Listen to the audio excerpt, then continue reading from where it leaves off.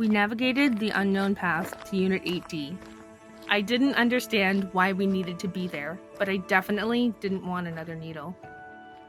In the daycare, I fought back as 4 nurses held me down to put in the IV. Hours later, confused but happy to no longer be in pain, I walked with a nurse the route to the exam room. She opened the door, and I saw my parents sitting on a light pink bench, crying as the doctor looked on. I had never once seen my dad cry. The doctor said, "Would you like to tell her?" He looked up.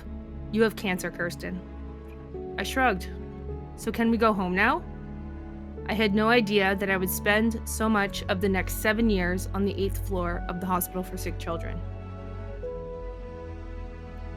Over the next few months, my vocabulary drastically changed. Then Christine, methotrexate, protocol, central line, lumbar puncture. I had a much deeper understanding of daytime TV than I did with grade 6 mathematics. When I finally got home, I felt like the neighborhood kids didn't want to be around someone who looked different. No hair, moon face, could barely walk. When the doorbell did ring, my parents would often say, "Kirsten can't go outside today because she's sick." The word cancer was never said. Once when I was feeling good enough to go outside, I asked a friend if I could try her ice cream, and she paused. "Are you contagious?" I said, "Cancer isn't contagious."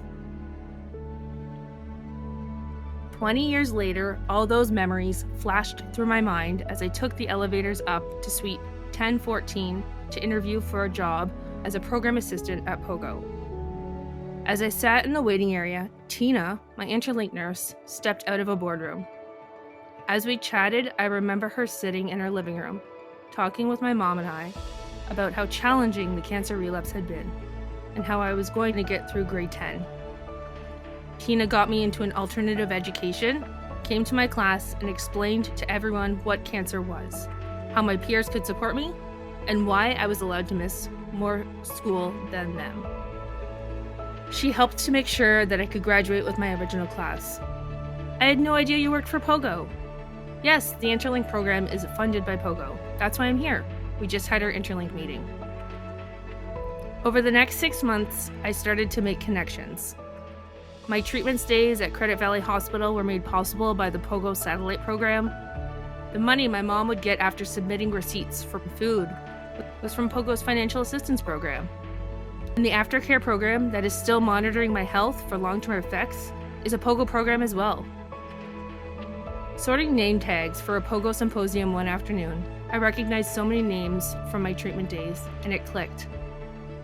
As a child, I never understood how my care branched off to many healthcare providers, but now I could see it.